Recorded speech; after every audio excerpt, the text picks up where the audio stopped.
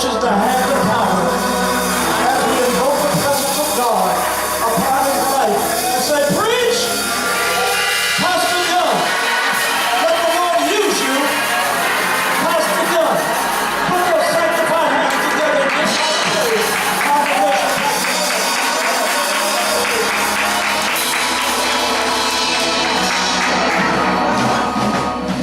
Remain standing. We'll go straight to the Word of God.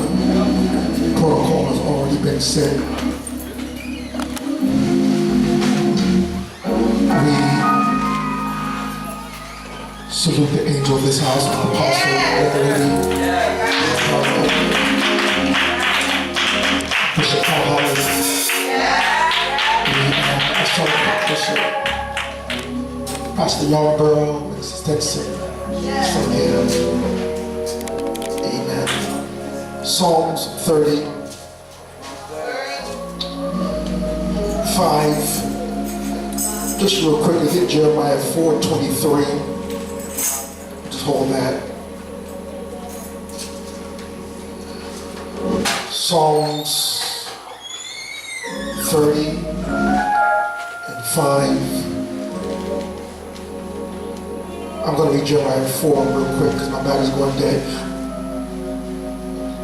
And 23. I beheld the earth, and lo, it was without form and void, and the heavens had no light. I beheld the mountains, and they trembled, and all the hills moved lightly. I beheld, and lo, there was no man, and all the birds of the heavens were fled. I beheld, and lo, the fruitful places were a wilderness, and all the cities therefore were broken down at the presence of the Lord and by his fierce anger. But thus saith the Lord, the whole land shall be desolated, yet will I not make a full end. Were broken down at the presence of the Lord by his fierce anger. Psalms 30:5 says, for his anger endureth for a moment, but his favor is life.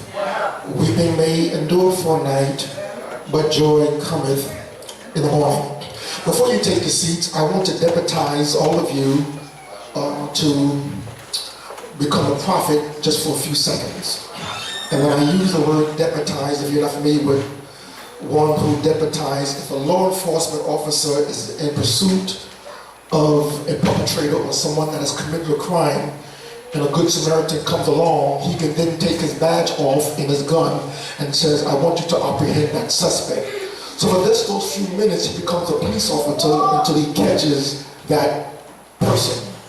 And so I'm going to deputize you for a few minutes to become a prophet. Doesn't mean because you prophesy now that tomorrow you're going to be anointed to be a prophet. You're only anointed for just this few seconds to prophesy to your neighbor. Now, believe it or not, I'm actually celebrating my 20th year as a pastor. This is my Father's Day. I was consecrated at Blessed Hope. And so I'm familiar with concerning prophecy. I know how to give prophecy, and I know how to receive prophecy. I don't have the title as a prophet, but every now and then God uses me to prophesy. And so one thing I know about prophecy is that it's based upon your posture. How one receives it. That's right. If you're like this, chewing gum, one ear goes in, out the other ear, it's dead on arrival. But it depends upon your posture, whether your hands is lifted up, whether tears are coming out, whether your mouth is open, whether you're jumping up and down. Somebody said, well, that's really not my character. God knows my heart. Well, the Bible says, out of the heart, the mouth speaks. Open mouths, open doors. Closed mouths, closed doors.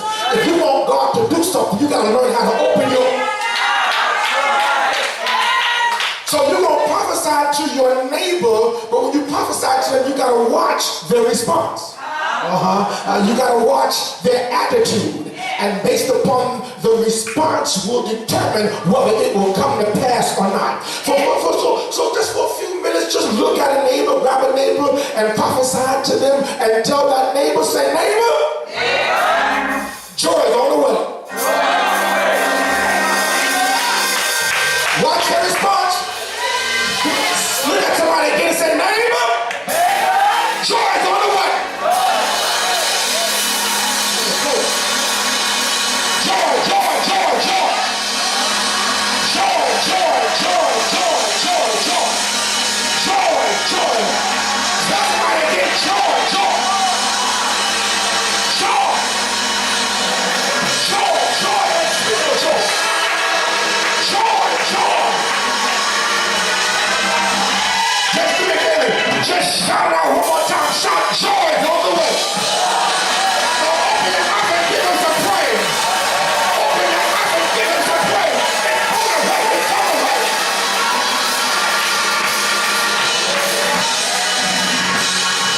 It's on the way. Hallelujah.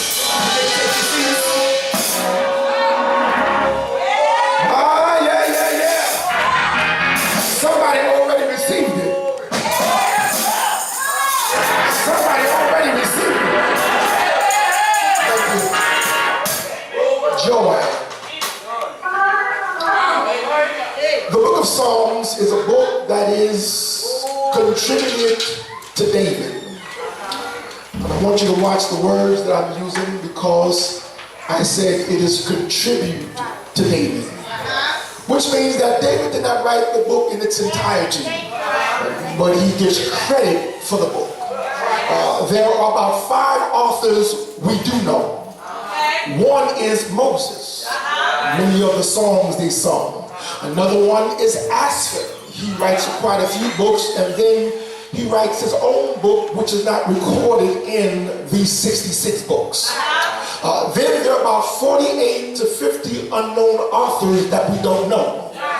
There are 150 books in the book of Psalms, and it's the longest book. And David writes less than half of this book, but he gets credit for all of the book. Now, watch this here. It's not that the book is so great, because many of the writings repeat itself. And I'll explain that to you in a moment. Many of them sound the same. But the reason why David gets credit for all of it, not because of the words, but because of the works. See, may the works I've done. They used to say, mission action speak louder than words. It was David who was not afraid to fight lions and bears protecting his father's sheep. It was David that fought against this Nephilim giant by the name of Goliath. This giant who was born of a demon that slept with, the Bible says, the daughter of men and produced something unnatural. And this giant had the ability to make a whole army afraid. But here, this little young boy between 8 and 12, all he needed was 5 rocks and a slingshot. And it was this boy who went out to battle and killed 10,000 while Saul killed 1,000.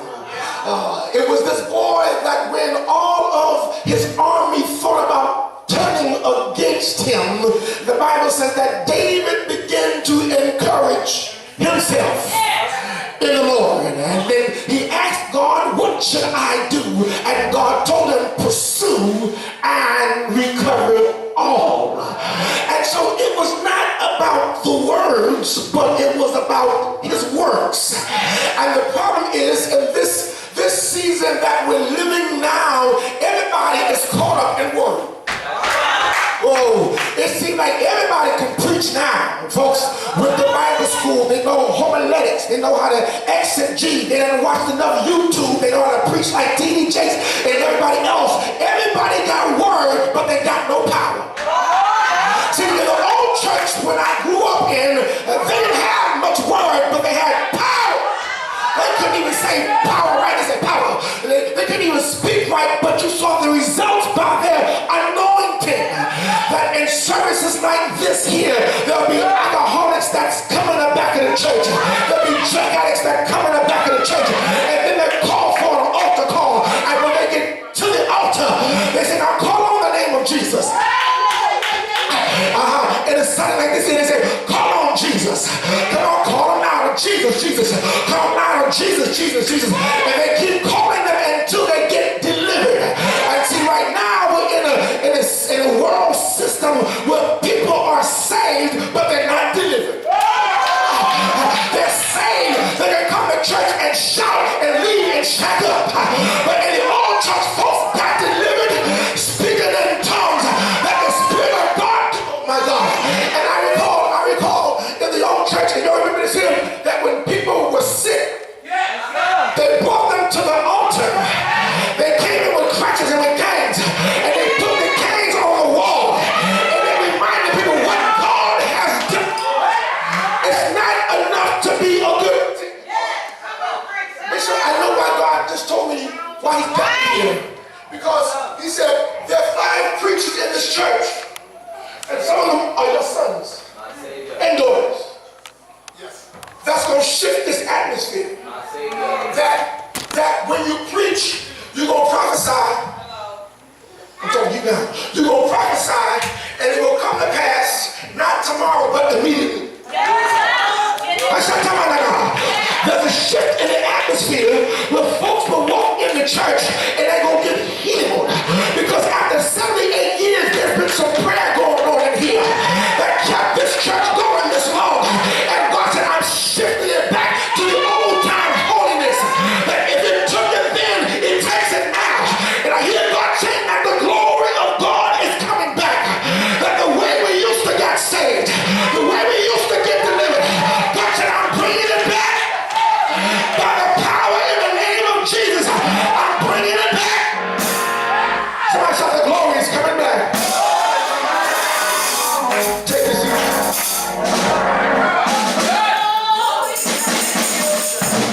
Not by words, but by works. Jesus' words did not make him popular. As a matter of fact, the saints got mad when he preached. The Pharisees and the scribes. Because he preached against holy people. Because they wanted to get them others while they lived in sin. And Jesus tells them, he without sin cast the first stone. And then when he preached to the multitudes, most time they didn't understand what he was saying because he never interpreted to them what he was saying spiritually. And because his disciples asked him, Lord, why when you preach to the multitudes, you speak in parables? He said, because unto them is not given to know the truth, but because you follow me, I tell you plainly. And so he told them what he was speaking spiritually. And even though they didn't understand most times what he was saying, after every time Jesus ministered, if no one was sick, the scripture says they would go get them and bring them to Jesus. Oh, I feel something, Bishop, in this season that's about to happen, that it's not going to just be about preaching alone, but folks are going to come to church sick and get healed. This was the lady here. Folks are going to come to church and get healed. It's not going to be just enough for a good shot. Don't get me wrong. I love praising, but I want to see results. I don't want to see folks shouting, going home sick with HIV and AIDS. I don't want to see folks coming to church and not being delivered. I don't want to see folks coming to church broke and poor. And you talk about you believe in rich God. I want to see results. I come tonight looking for results. I didn't come for a good shout. I didn't come for a good holler, but I want to see the glory. I said I want to see the glory. I want to see the glory.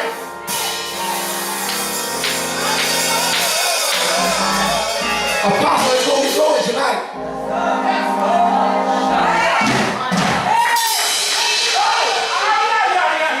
Thank you, Pastor Albro, for your prayers.